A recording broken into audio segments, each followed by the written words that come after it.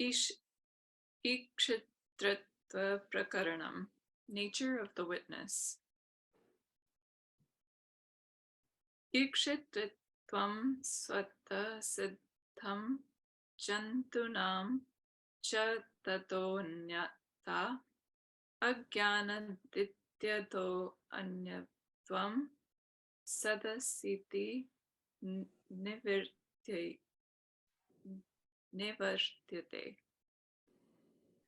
All beings are by nature pure consciousness itself. It is due to ignorance that they appear to be different from it. Their difference from it is removed by the teaching, Thou art existence.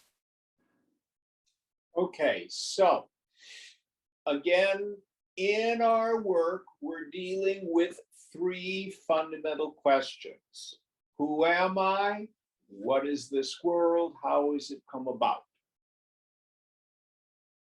So when it comes to me, myself, our practice is subject-object discrimination. I'm not the body, I'm not the prana, I'm not my feelings, whether it be joy or sorrow, peace or anxiety. I'm not my thoughts. You can't think a real thought. I'm not the ego sense, not even the darkness of ignorance. I'm Sakshi, I'm the witness of all of that. But what about this world? What about the not self?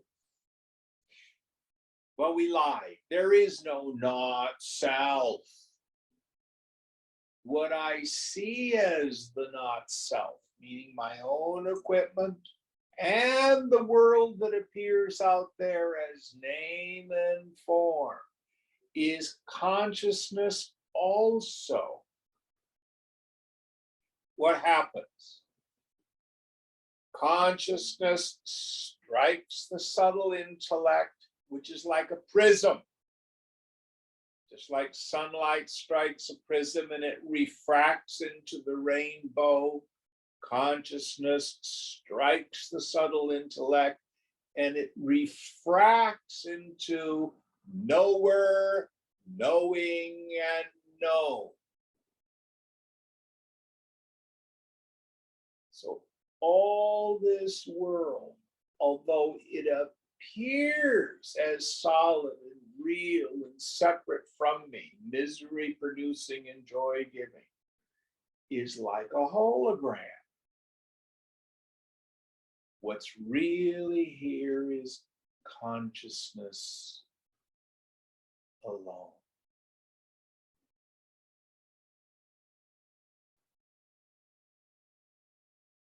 Any thoughts on this?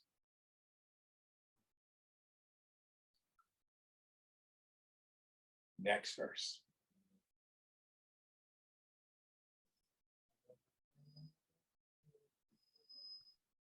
Sarvesham manaso vrittam visheshana pashyatah tasya me nirvikarasya vishesha syat kathanchanam. Oops, sorry, that was the wrong verse. Verse 2. Eta vadhyamrita tvam na kinchidanya sahayakam jnanasyeti pruvachastram salingam karma badhate. The scriptures negate Vedic actions with their accessories by saying knowledge alone is the cause of immortality, and that there is nothing else to cooperate with it in producing liberation. So, in the Vedic literature, we are enjoined to do ritual action. In the Atmabodha class, there was a student that was talking about, well, what about people who are deeply devoted to the worship of a deity?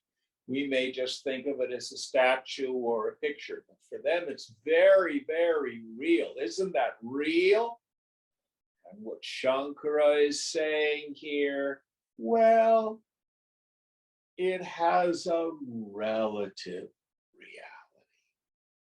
I had a dream the other morning where I was in this classroom. I was studying law of all things.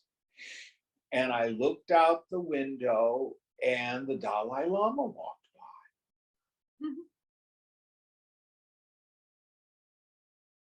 So the classroom with the people in it and my presentation that I was giving, the building, the chairs, the window, and the two monks, the one that was going first and the Dalai Lama who went after them, were they really there? Were they separate from my mind? No. Seen, but not real.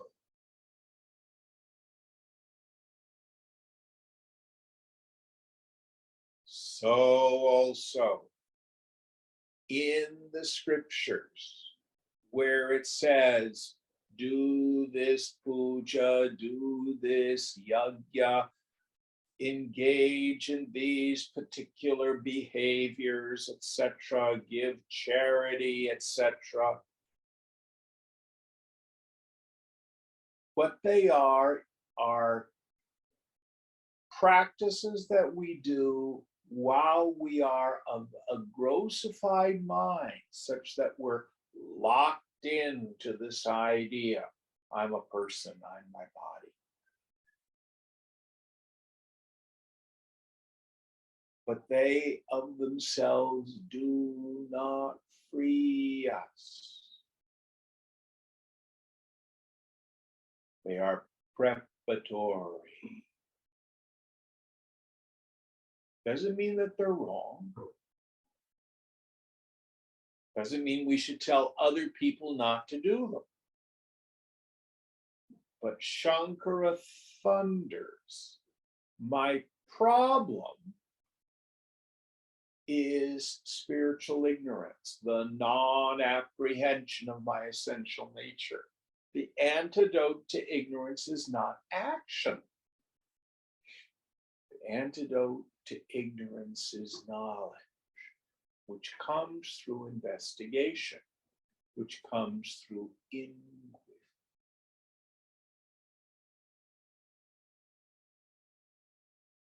Now, we may need to sharpen the wonder sword of knowledge.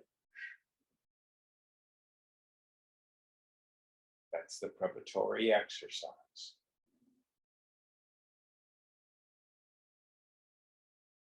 Doesn't matter how many pilgrimages we do, how many sacred baths we do, how many gurus we go see.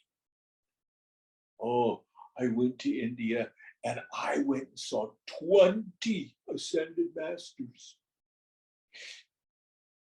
Then I came home and screamed at my roommates. Because it's no good. I'm not saying that seeing great Mahatmas doesn't inspire us, but they, in and of themselves, do not free us. In Gita, Krishna says a person has to raise themselves by themselves into the self. Let them not lower themselves. Fang and I were talking before class about Shankara. Success in spiritual endeavors is entirely due to the degree of the qualifications that befit student. Each one of us must do the work themselves.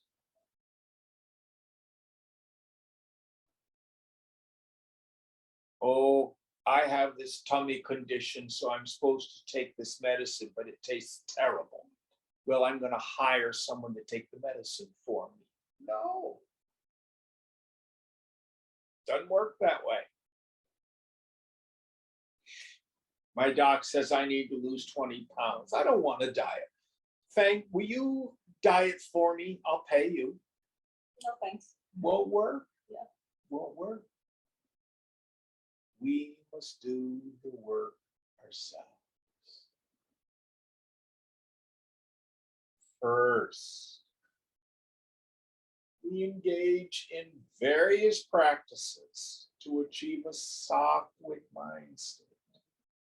Preparatory.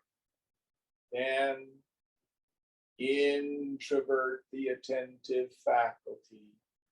Find out who by direct experience. What is the purpose of the guru? Well, I'm going to go see so and so. Are they the real deal? Are they enlightened? In the end, it doesn't matter. It's interesting. When we go to v11 after this wonderful section about the qualifications of a fit student, very short section on the qualifications of a fit teacher. And as I have shared with you before, whenever there's a list of things in Shankara, usually, not always, usually the most important is listed first. What's the first thing he lists? Anybody remember? Vivek. Well versed in the scriptures. Why? Your teacher, first and foremost, needs to be able to wield a valid means of knowledge. Meaning, they have a methodology, they have a technology at their disposal to put you and me on the path.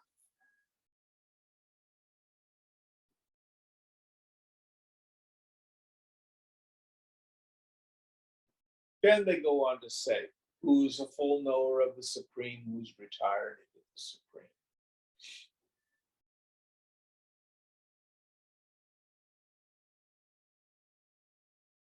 All right, next verse. Sarvesham manaso vrittam visheshena pashyatah tasya me nirvikarasya vishesha syat katham chana manovrittam manascheva manovrittam manascheva swapna vajjagrati kshitu samprasade tvaya sattva ajnamatra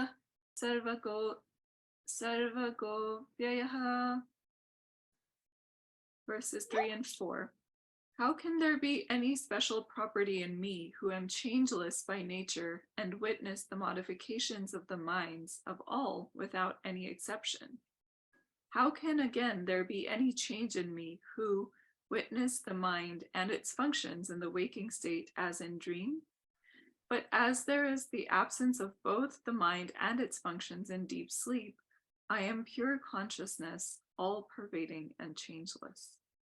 So the point that Shankara is driving at, again, we're going back to our fundamental philosophical definition of what is real. Real with a capital R. The definition of what is real is that which is never subject to negation. That which is always there, that which is changeless. Sure as heck isn't my mind. And what happens when I'm in the mind and I identify the mind with the mind? I'm continually engaged in the struggle to try to remove uncomfortable feelings, maximize the comfortable ones.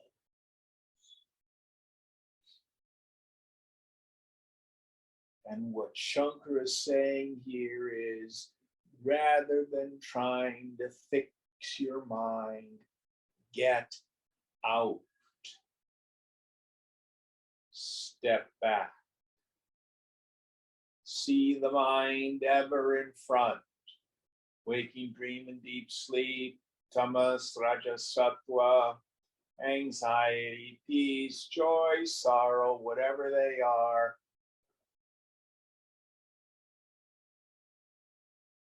Get out. The way to heal the mind, paradoxically, is to get out of.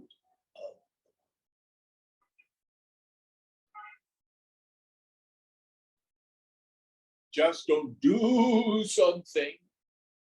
Sit there. Stand there.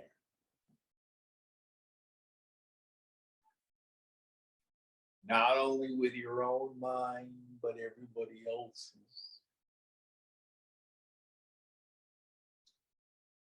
Then we can engage in a very interesting inquiry. Is there such a thing called my mind? Let's say you have a syndrome,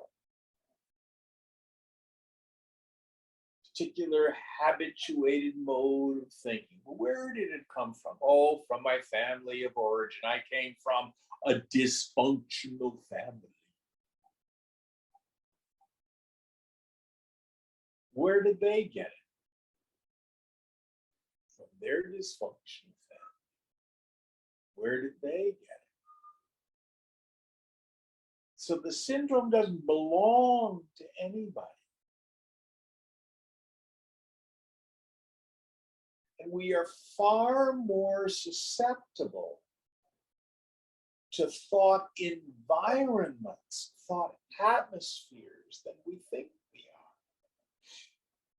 are. I was hanging out with a friend yesterday, and he's got one of these haircuts where it's kind of thick on the top and shaved all the way around in the back and on the sides. It looks like there's some dead animal on top of his head. Now, when I was a young man, big curly long hair, our whole response to aesthetics changes. Do I really like or desire this haircut? Or am I just absorbing what the environment is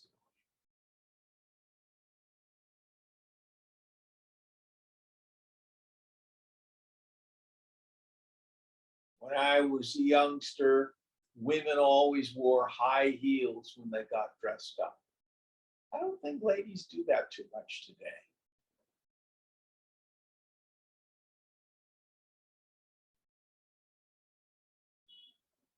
If you were going to work or a concert or something like that, women would wear a skirt, a dress. I wouldn't wear pants. Nobody says a thing.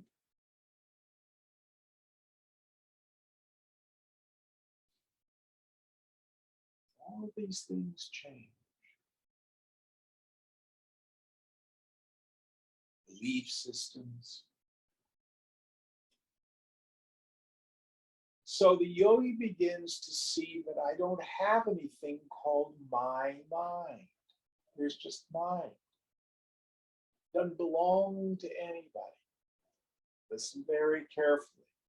The more you meditate and the emptier you become, the more you will feel the thoughts and feelings of others as if they were your own. There's no escape from mind. Maybe if you went on top of a very tall mountain in the Himalayas and lived in a cave. But that's not what most of us end up doing. That's not our karma. It's So Shankara says, just watch it. Thoughts and feelings seem not real. Take them seriously. And if you go on a retreat, what do you see? How impermanent they are.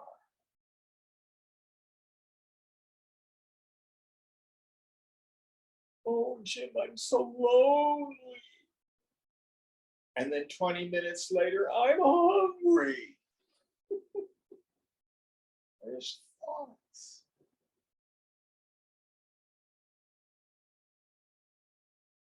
There's thoughts.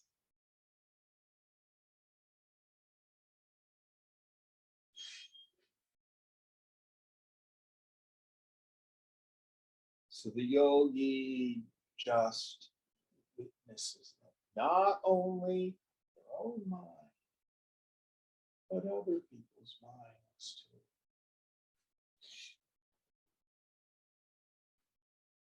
Don't take any of it personally.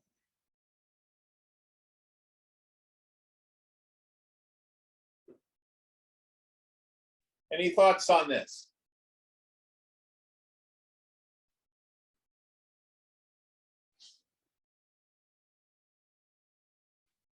There's an old slogan, what other people think of me is none of my business. But then again, what I think of other people is none of their business either.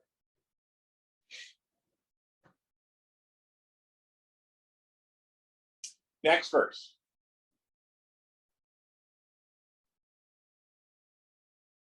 Sapnaha satyayat habod. Yehatman tam tathevacha pratyakshadeha pramanatvam jagrat syadatma vedanat. Just as dreams appear to be true as long as one does not wake up, so the identification of oneself with the body, etc., and the authenticity of sense perception and the like in the waking state continue as long as there is no self-knowledge. Yes. So, what is the difference between when I say close my eyes and imagine an elephant, as opposed to when I dream about an elephant? There's a similarity in the two experiences and a difference. The similarity is both are imagination. When I imagine an elephant, I know it's not real, it's just a mental image. The dream elephant comes about in the same way, and the proof of its unreality is when I wake up, it goes, poof. Oh, that was such a vivid dream. I dreamt I was in India on an elephant.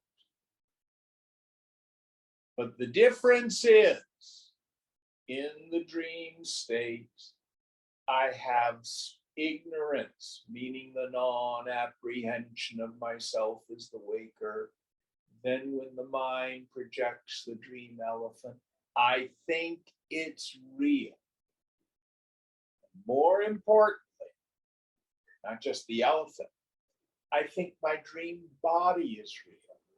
And I'm identified with that dream body. And I see a world outside of name and form, and I have thoughts and feelings inside. But upon awakening, I see, oh, my mind made it up. So let's not worry too much right away whether or not you're seeing name and form. Let's deal with the essence of samsara, the essence of the karma chakra, the wheel of cause and effect, the essence of my suffering. It is reduced to three ideas only. First, I think I'm a person. I think I'm my body. Second, the world of name and form is other. It's separate from me and is inherently joy-giving and misery-producing. I love this person. I can't stand that person. I love this object. I hate this object. And with that condition is always what I call spiritual poverty. I'm not okay. It's not okay. Third element is struggle. I'll be happy when, it'll be better if. That is the world. That is samsara. That's the wheel of birth and death. That's the process of becoming. That is dukkha. That is my suffering. The whole thing is like a dream.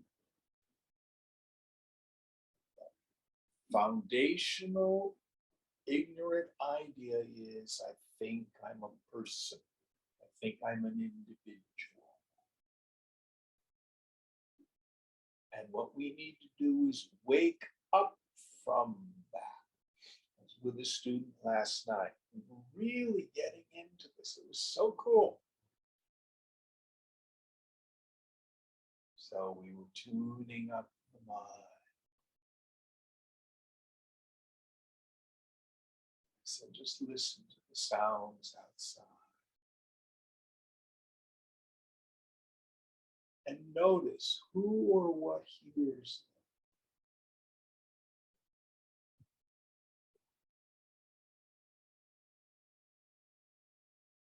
You see, there's no person there. It's just being heard.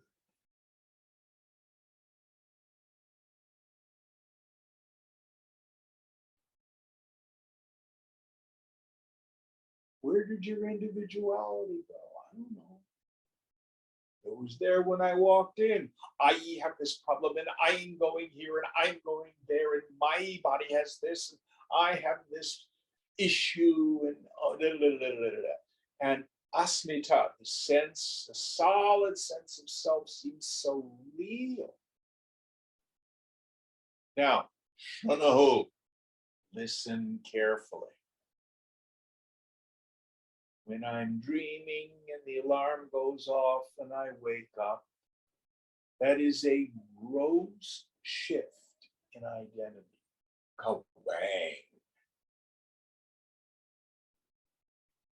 The shift from Jiva Bhavana, I think I'm a person, and I know I'm Brahman, consciousness alone. Shankara says, Chidananda Rupaham, my form is bliss, consciousness.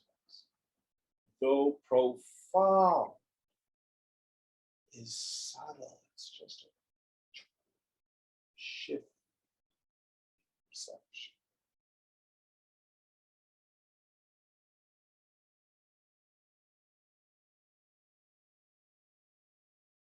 Just like when I awaken from the dream state, the problems of the dreamer are not resolved. The dreamer herself is gone. So also, I tune up the mind. Notice the mind. It's just Chidakasha, the space of consciousness. Sangoham, I'm unattached to anything.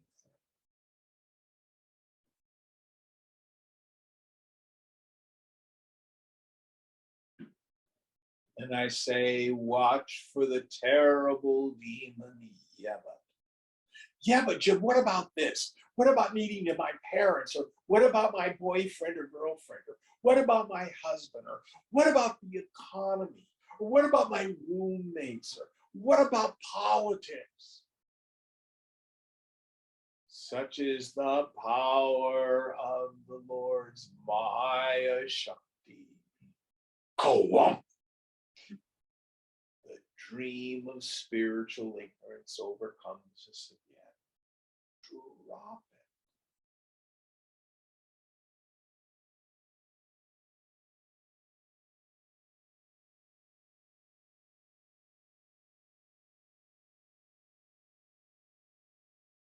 Ego always says, resolve the struggle of ego.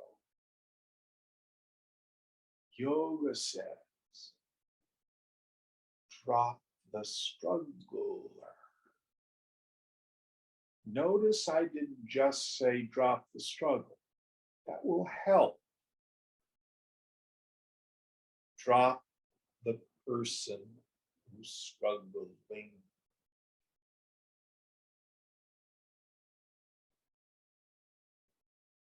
I am unchanging. I go nowhere.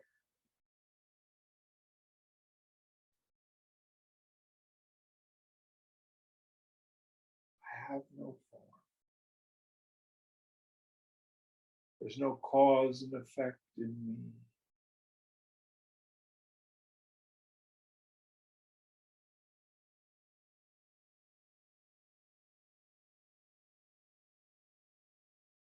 Any thoughts on this? Next verse.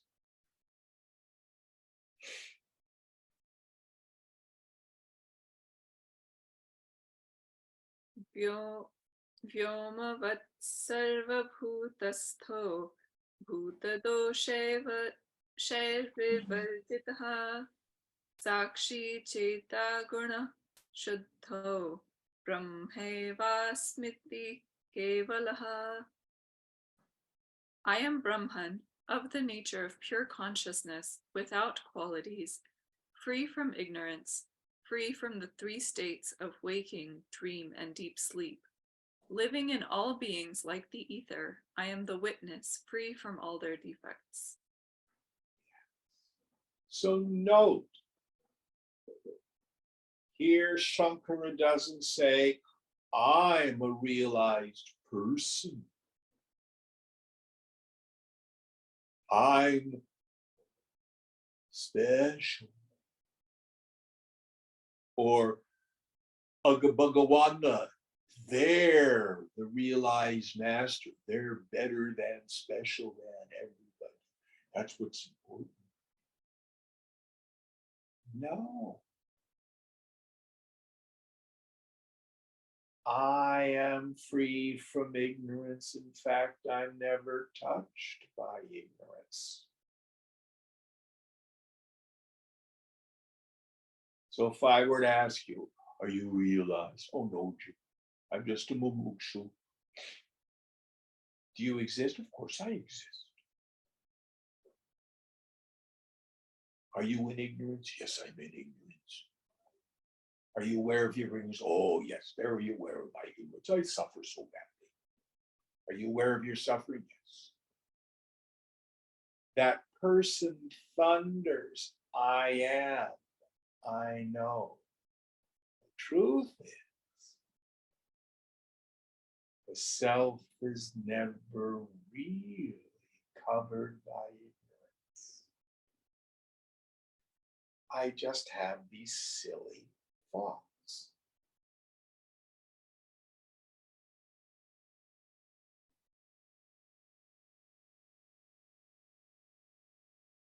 Both bondage and liberation occur to the mind.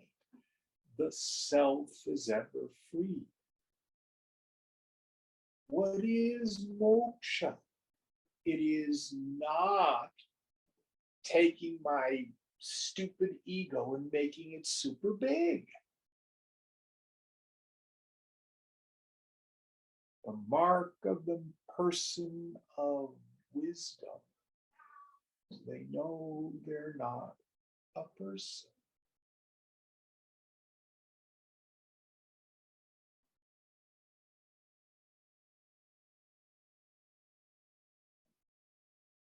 They know where happiness is, the mind abiding in the self.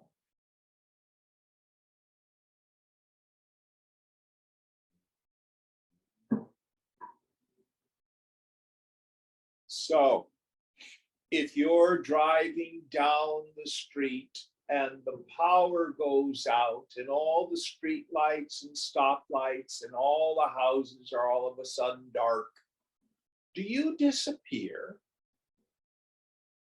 No. Darkness does not change you. You just can't see anything anymore because the lights are out. So also, even when you forget your essential nature and you get identified, it does not touch you. In time, your knowledge will return. Just like you're fine, you go to bed and you dream you're homeless. When you wake up, the dream did not touch you. Oh, that was so vivid. I was so frightened and anxious in the dream. Oh, it's still kind of with me. No, but I'm okay. I'm gonna go make some tea, have some breakfast.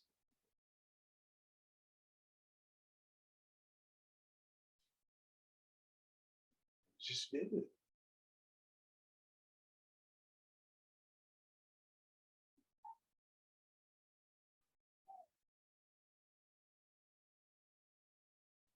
Give up identifying with this mind. Mind is not real. No mind state is real. Get out.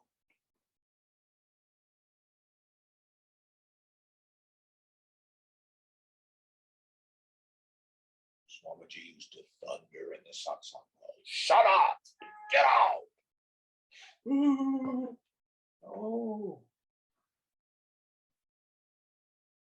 Stop it. Stop your stupid oscillation of your mind.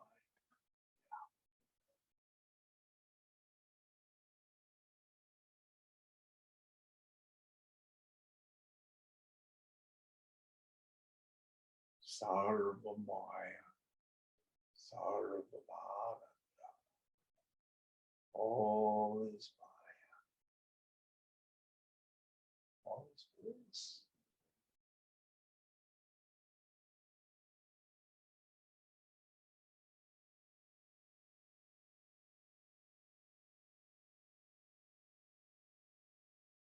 Next verse.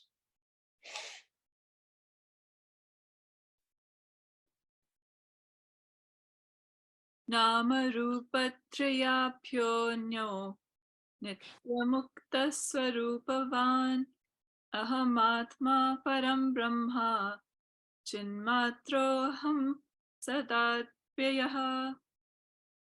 Ever free and different from names, forms, and actions, I am the Supreme Brahman, the Self, consisting of pure consciousness and always without a second. I didn't quite get ever free from, what were those first two words? Ever free and different from names, forms, and actions. Names, forms, and actions. Yes.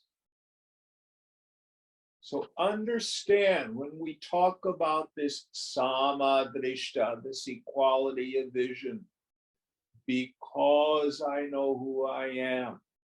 The scriptures say that the mind of the yogi is the same in heat and cold, pleasure and suffering, honor and dishonor.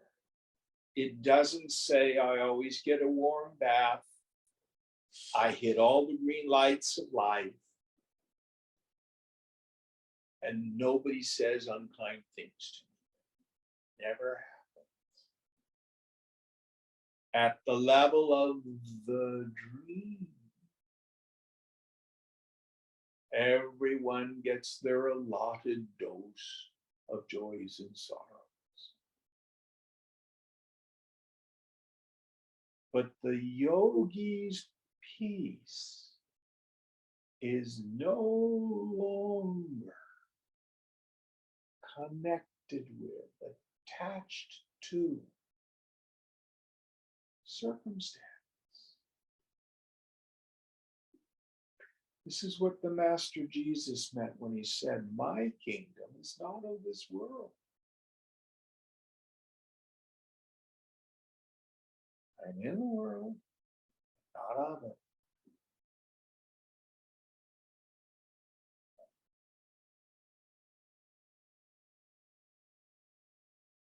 He just simply watches the world of name and form.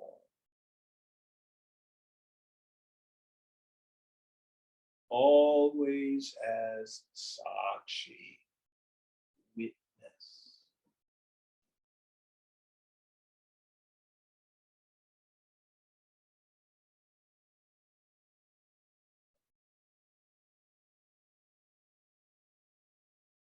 Any thoughts? Next.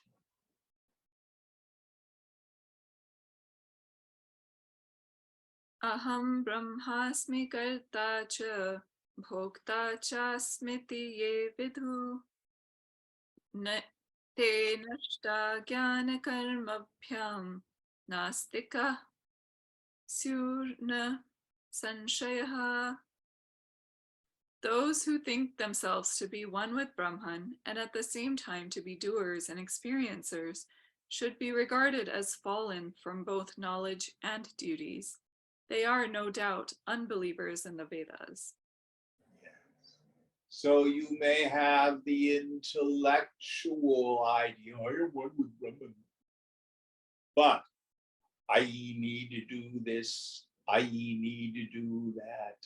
I have these responsibilities, I have that, etc. Meaning they have paroksha jnana, indirect knowledge.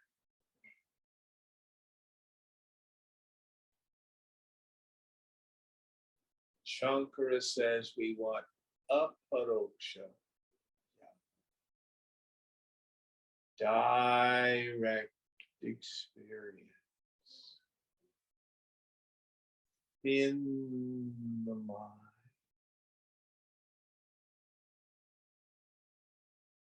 Introvert the attentive faculty.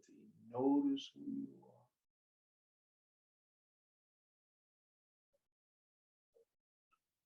Give up stupid preoccupation with the world of name and form, of people, places, things, and conditions.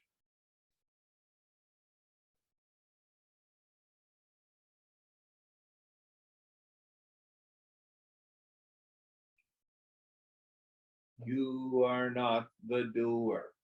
Two ways to look at the doer. I do nothing. Remember the Sakshi, the witness. Or I do everything. Self in me is the self in all. What gets me in trouble is when I, Jim, do this discrete action and you over there are doing other actions and you're obviously doing them wrong. That's where I get into trouble.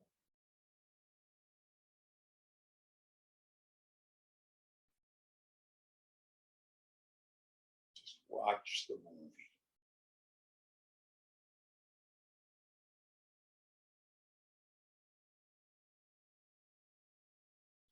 I go nowhere. All this passes in front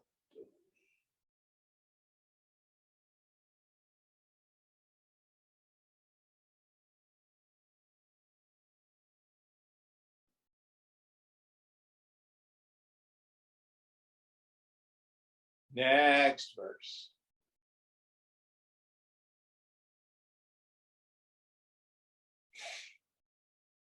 Dharma dharma phaler yoga ishto drishto yathatmanaha shastra brahmatva mapyasya moksho jnana tatheshyatam. It must be accepted on the strength of the scriptures that the self is Brahman, and that liberation accrues from right knowledge only, like the connection with the self of the results of sin and virtue, which, though unseen, is admitted on the same authority. So it's a little bit of awkward language. The basic import is the Vedas are teaching at two levels.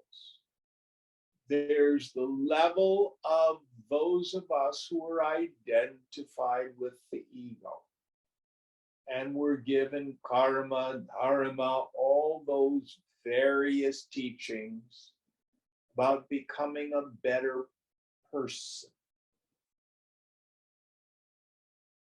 But the Upanishads teach the higher wisdom.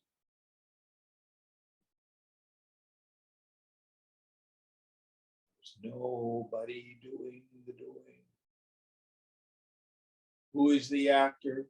Guna and karma, qualities of mind, the force of the past.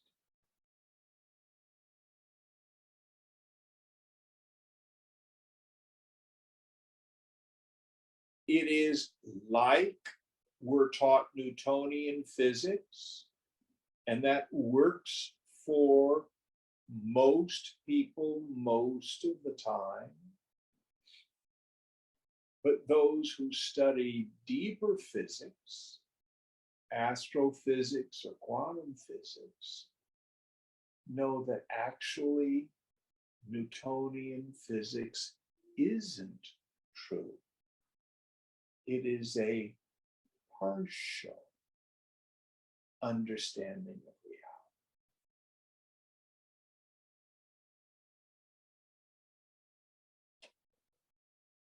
So we never tell another person, oh, don't worship that God, it's superstition.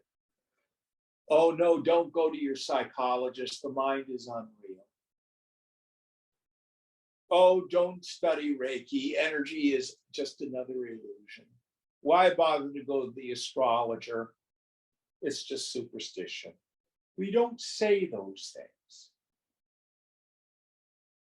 That would be like saying, oh, there's no point in putting on the brakes because Newtonian physics isn't real. At the level of what we call vyavahara, transactions in the world, of course these things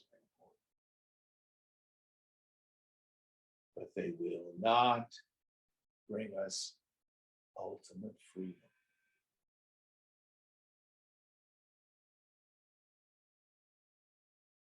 Shankara says, put these things in their proper place. You want to be free.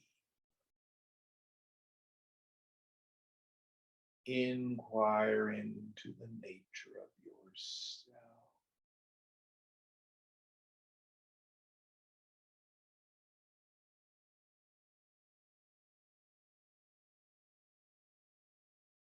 Revel in.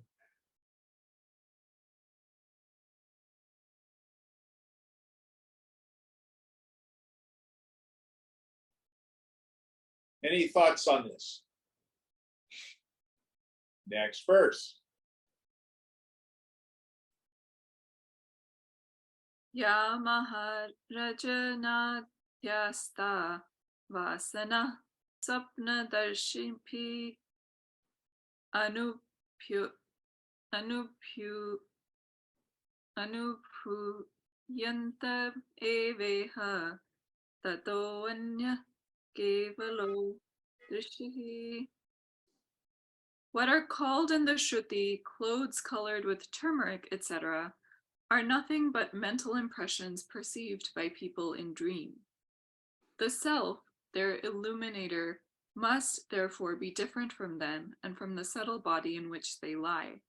So the self, pure consciousness, the perceiver of doership, etc., must be different from them in the waking state also. I'm not sure I understand the image of clothes colored with turmeric. I think what he's talking about is just as cloth can be stained. Let's say you're wearing a white kurta, a white shirt, and you're cooking and you spill turmeric on your sleeve. It stains your sleeve. The sleeve is stained by it. So also we seem to be stained by papam, our sinful action. I have PTSD.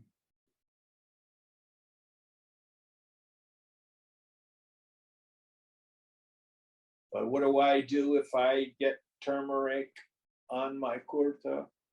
I put it in the dirty clothes, make sure I wash it in cold water. I am not my shirt. So also, whatever the mind's actions and reactions, none of it touches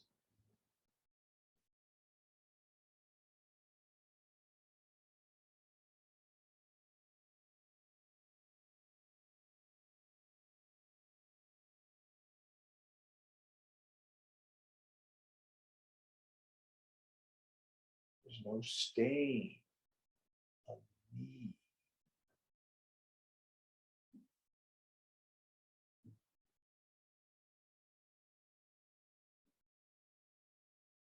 Give up regret for the past. Give up resentment of the past. It's pointless. Oh, I'm so unhappy. I could have been Queen of England in my dream last night, but I missed it. Give it up. Oh, I'm so unhappy. A lion ate my foot in the dream last night. Not real. Likewise, oh, I had a drunken mother. I had an abusive father. We grew up in poverty. My parents were rich, but they lost all their money.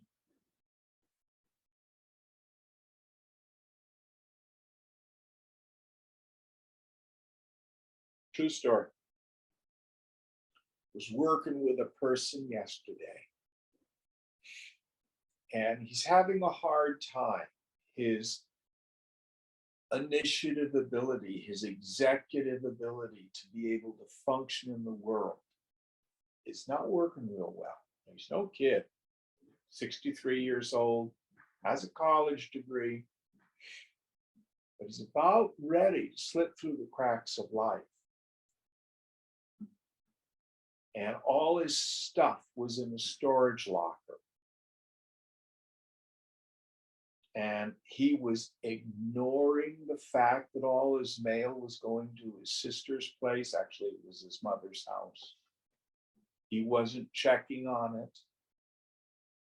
And he just heard from another person that he hadn't paid the rent on the storage locker, and all his stuff was sold and destroyed.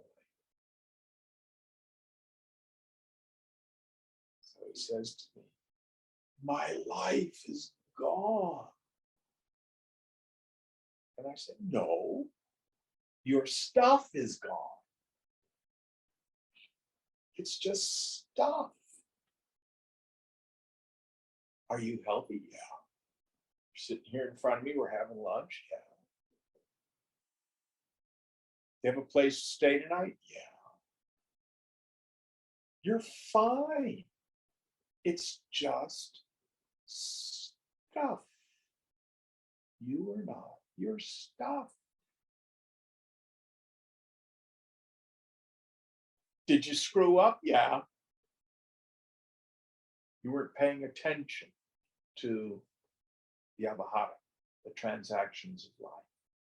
Nobody did it to you.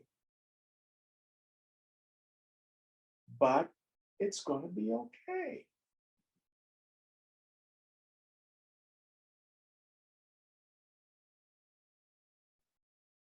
It's just stuff.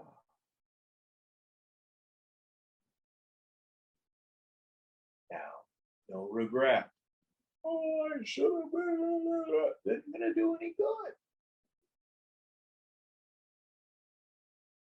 What about this? That was so valuable. And that was a family, something I wanted to give to my son. Well, you're not going to now. Let it go. But it's the same thing with all these experiences. Are you hanging on to an old broken love affair? Or some issue from your childhood? Do you regret a choice you made? I should have taken that job. I should have gone to this school. Let it go. It's just stuff.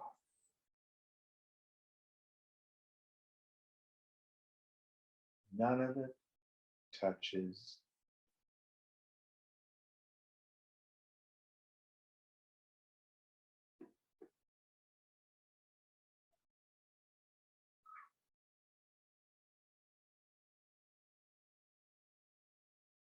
Now,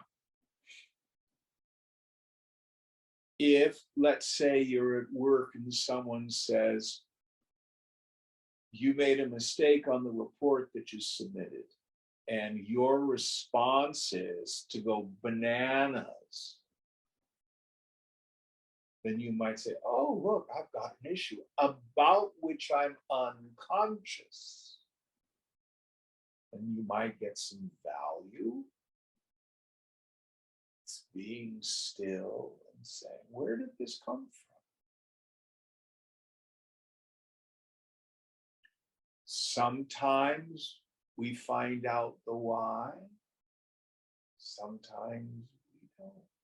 Sometimes we see, oh, this fight and flight mechanism. Well, that's an old habit of mine.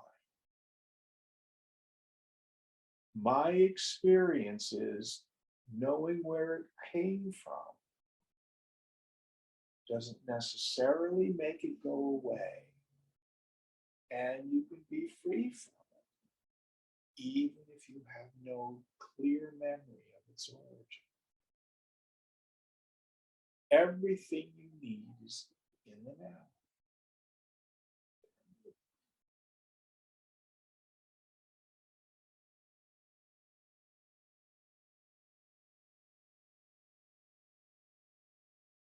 It's just mind. Witness it. Let it.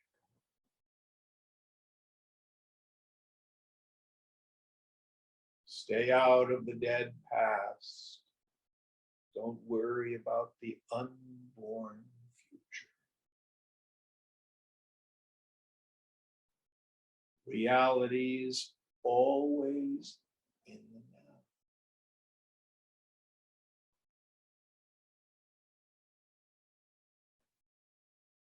All right, one more.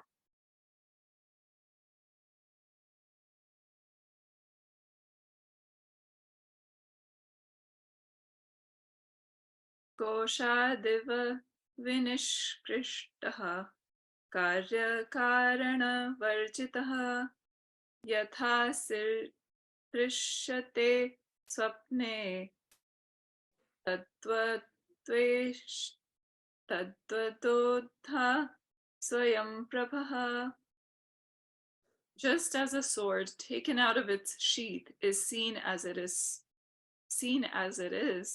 so the knower, the self, is seen in dreams in its real and self-effulgent nature, free from cause and effect. Read that again, please. Seen in dream. Yeah.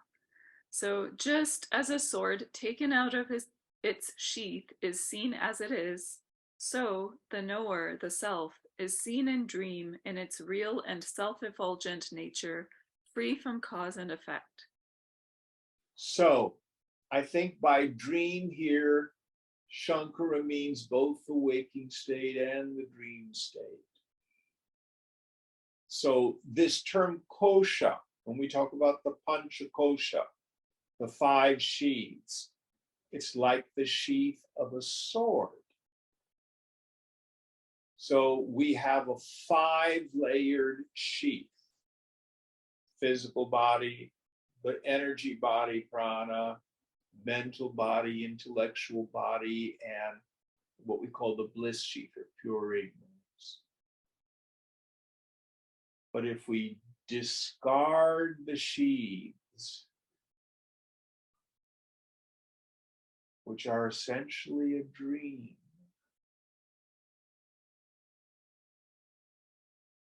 who am I? Oh, Guruji, when I discard everything, there's nothing left. By what instrument, what agent is the self to be known? Very clever are you in your capacity to discriminate. Know the self to be the witness of itself, not as an object. It is self-evident. Realize in a subtle intellect the truth of this. So when in the subtle intellect you get the aha, oh, there's nothing there.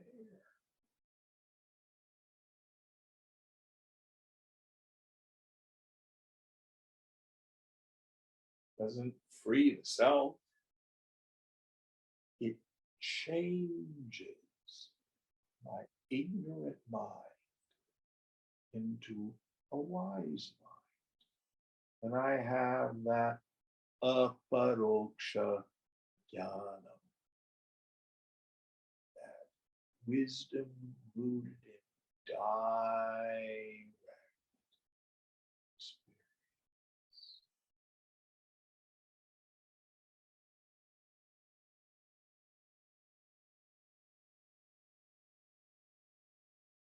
How many more verses in this chapter, Aditi?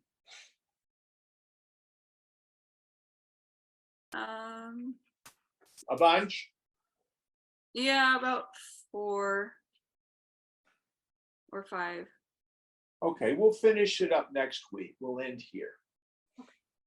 Om Purnamada Purnamidam Purnat Purnamudachyate Purnasya Purnamadaya Purnameva Vashishyate. Om Shanti Shanti Shanti. Hari Om Sri Guru Pyo Namaha. Hari Om.